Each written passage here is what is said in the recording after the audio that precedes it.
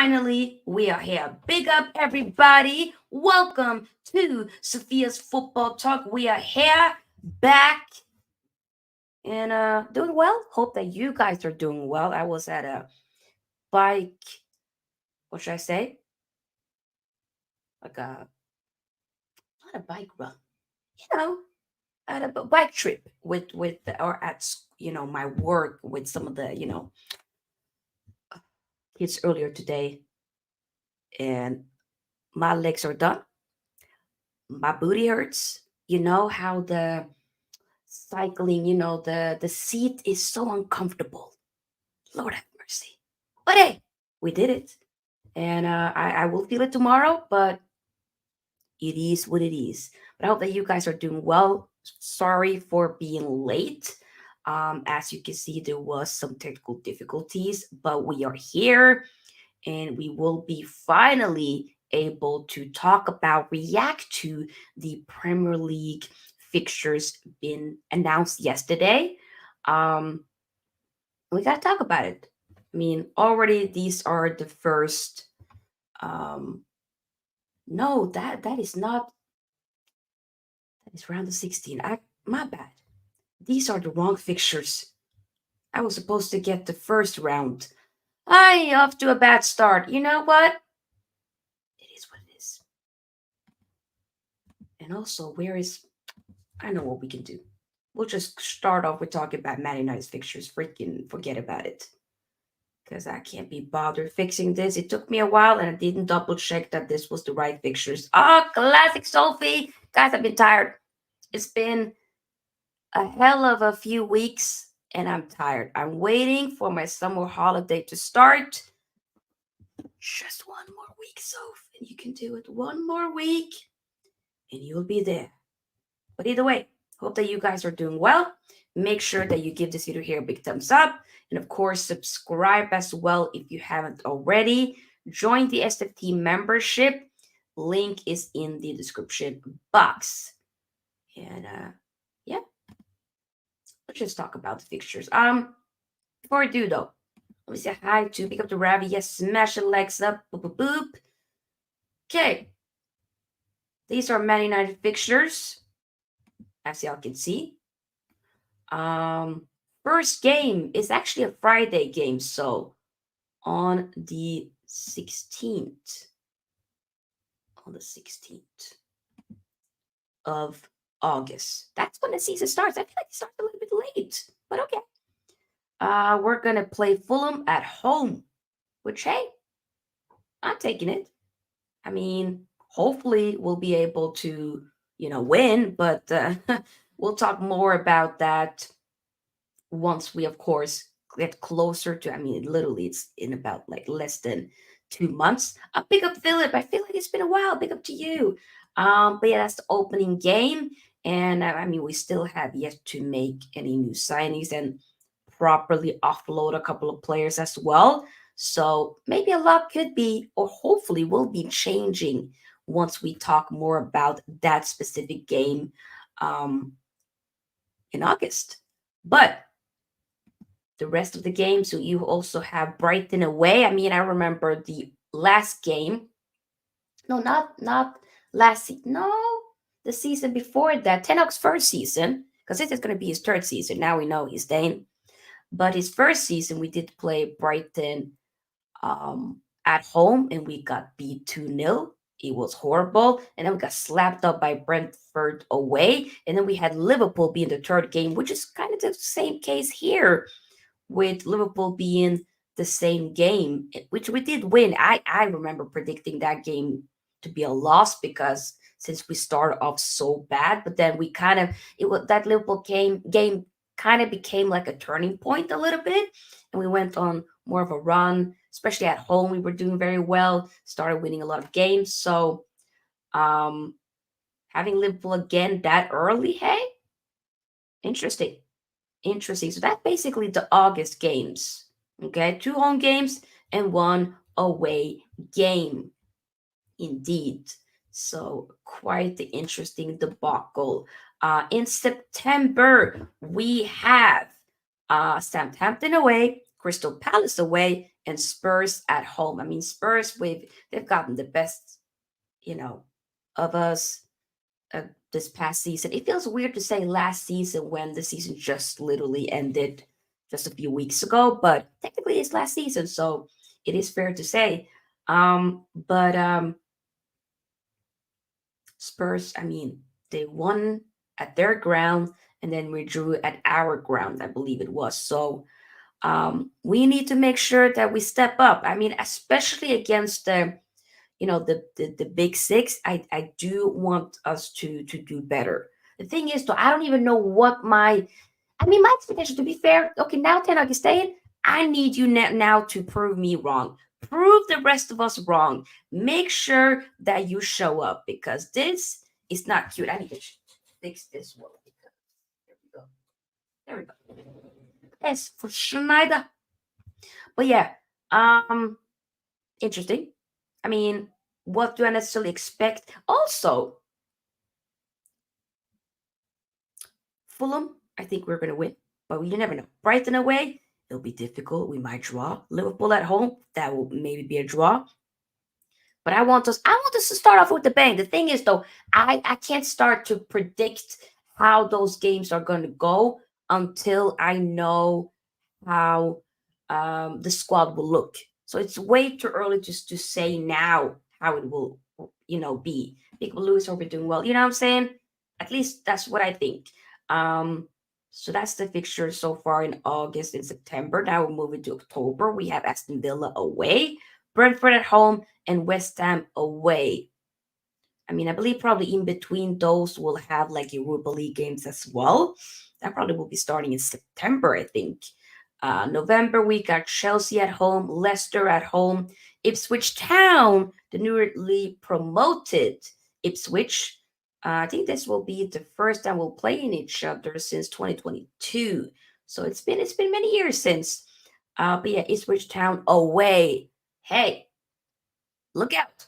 Everton at home, it's the final game in November. And then December, we got Arsenal away, Forest at home, City away. Damn, that gonna be 2 tough weeks. Lord, or 3 weeks technically. Lord, no, because damn, because the Arsenal game is 3rd of December and Nottingham Forest game is 7th of December. That's just 4 days in between.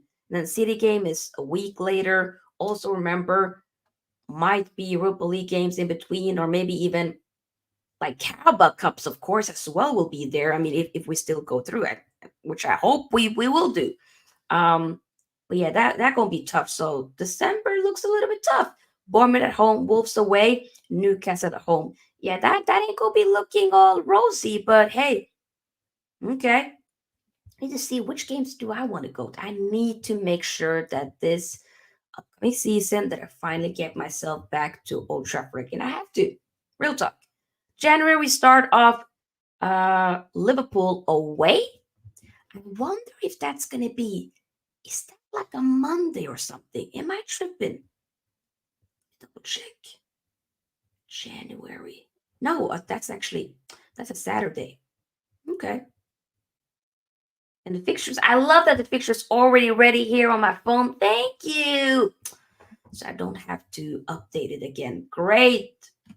So yeah, like I said, Liverpool away, Southampton at home, Brighton at home, Fulham away. That's January.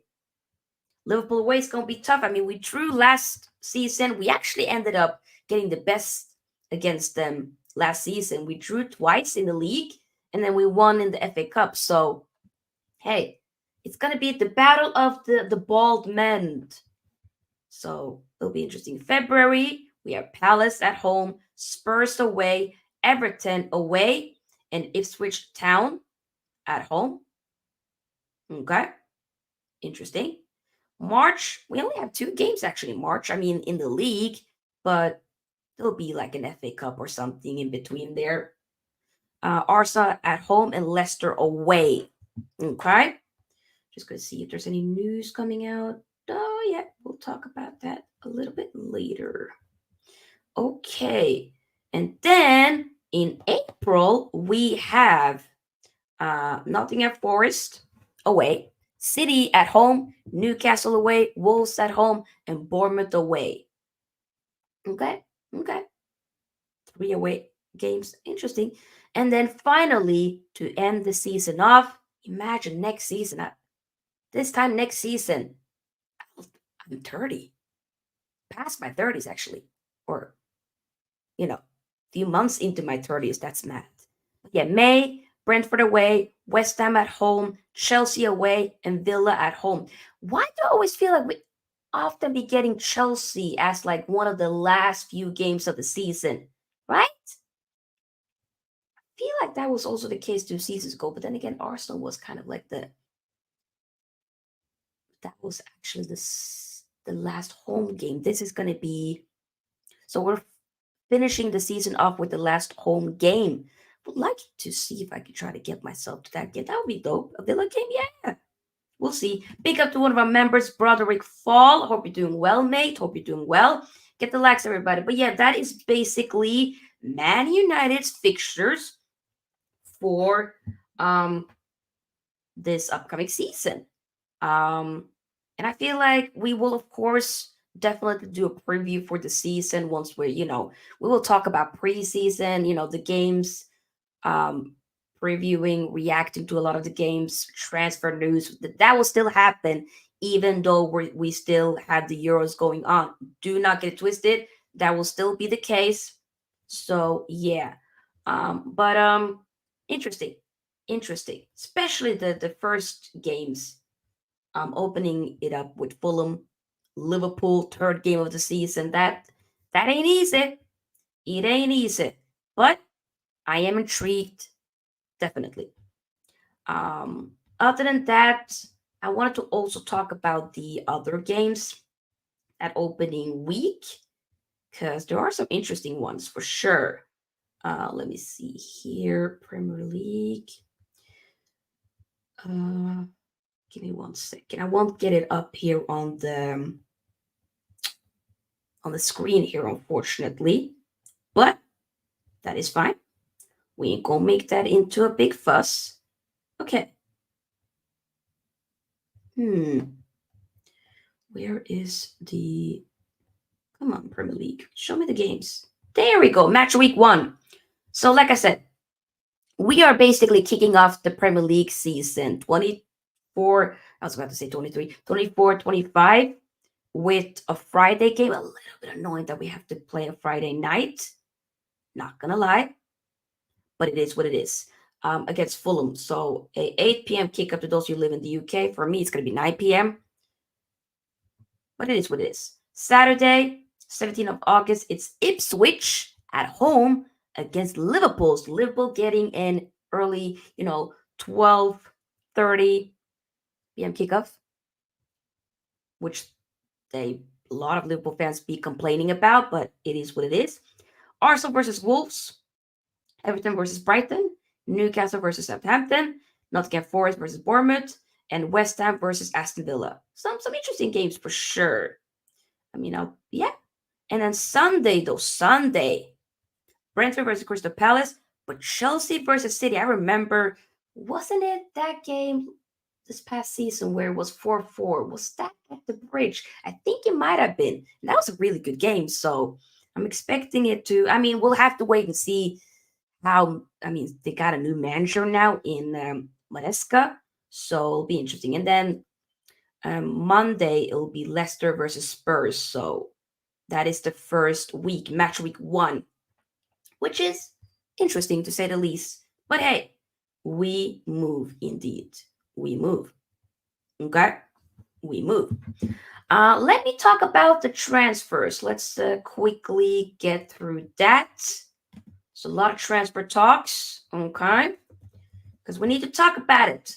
We need to talk about it indeed. But before we do, make sure, of course, that you get the likes up first and foremost. That's very important. Get the likes up. Very, very important. Okay? Like, legit. And that's about that. Okay, so Ian Matson, this is one of the more fresher news. We'll start off with that before we get over to the Man United section. Exclusive, Aston Villa reached agreement with Chelsea to sign left back Ian Matson. Fee for 22-year-old Dutch youth international is just north of now expired Borussia Dortmund specific 35 million release clause. Personal terms in place on 6-year contract, reported by David Ornstein from The Athletic. And this was like an Ornstein Bamba. It's, what the streets are saying. So that to me was a little bit of a madness. But he's done well for Dortmund. Dortmund, obviously, financially, they just aren't able to keep it. And we will be hearing the same thing about Jadon Sancho as well, with them not being able to keep him. If they were, they would. But it is what it is. Olise, reported by Matt Law, reveals that Palace have allowed multiple clubs to speak to Michael Olise and his representatives, but confusion around the supposed buyout clause has prevented a swift deal. Chelsea remain favorites as of this moment. I also did hear that Liverpool is in the race as well. I would have loved to have gotten Olise, but it might actually be Chelsea because now it's rumored that Mikhailo Mudryk, the Ukrainian, is after one season, I believe. Is it one season now? Is it more than that? It's a season and a half because he came in January, a year and a half ago. So he might be leaving Chelsea to kind of make room for Olise. So that can be a possibility that he now becomes, that Olise, I should say, becomes a Chelsea player. I don't want that to be the case, but it could happen. So I might need to let it go. Another news, Amadou Onana, the Belgian Everton player, is set to leave Everton, with Arsenal having made contact with the Toffees, who want at least 50 million, I believe pounds, reported by Mail Sport. I know that we've also been linked with him, but I don't think we've been heavily linked as of late. It's been more rumors of him going to Arsenal. I mean, I think he's a great player. I would have loved to get him, but for the right price, of course. I think that's the most important thing. Do let me know your thoughts about all of the different news that we're talking about, and even if you watch this on a replay, feel free to comment your thoughts below as well. I do love reading the comments. I was about to say David Luiz, but Douglas Luiz. This one is one of the craziest stories for me. He remains a priority target for Thiago Motta. Juventus want to get the deal done with Aston Villa. There are talks in order to find the solution, as there are still issues on condition of McKennie's exit from Juve. So technically, they're trying to do a swap deal. Villa getting McKennie, while Douglas Luiz is going to Juve. I was thinking, why are they selling Douglas Luiz? But in terms of FFP money issues, they have to raise some funds, and they'll be able to get some money, but also a player in return. But also rumored that his girlfriend, Alicia Lehmann, who also plays for Aston Villa, by the way, Aston Villa women, might be going to Juve as a part of the deal, part of a negotiation. So, but all parties are remained locked in terms of negotiations. So, we have to wait and see. Branthwaite, I want to talk about some more. We'll start off with the Man United ones because there's definitely at least a few interests that we need to make sure that we talk about. One of the bigger ones, which I'm a little bit shocked by, if I'm going to be honest, I'm a little bit shocked by this, but we move. It is Todibo, okay, Jean-Claude Todibo, the Nice defender, center back. This was reported exclusively by Fabrizio Romano, I believe about maybe an hour or two ago. Looks to be that the deal for Man United is currently off and highly unlikely due to UEFA rules. Interesting. He goes in by saying talks were advanced with all parties keen for months, but Nice and Man United with same ownership, because obviously I mean, technically, Man United isn't really. It's part. It's a minority stake, but still owns a little bit part of Man United, but owns, I believe, Nice fully, um, because same ownership, playing same European competition next season means no green light. And now, we're also reported by Foot Mercato, Aston is now seen as the likeliest Premier League destination for John Claire Todibo, not Man United. This makes me a bit confused. Like, why? Because why are then other teams, such as Man City, able to buy players from their, sister club Girona, who's owned by the same people either way? How are they able to get Savio from Girona to Man City? Hmm, I would love to know more. That to me doesn't make sense whatsoever. Um, I don't know. I just feel like something is fishy. I hope this is all jokes and all lies. I would love to get Todibo, but I'm just saying it's a little bit unfair. That's all I'm gonna say. Generally. Another one is, did I talk about Branthwaite? Yeah, Branthwaite. Speaking of, defenders and deals potentially being off, technically yesterday, I believe, or the day before that, there were reports saying that Man United was gonna say bye bye to Everton's Branthwaite. We put in a bid, it got rejected, and we were like, y'all are being a little bit too, not naive, but a bit too, like, you're doing a bit too much with the money that you guys are asking for.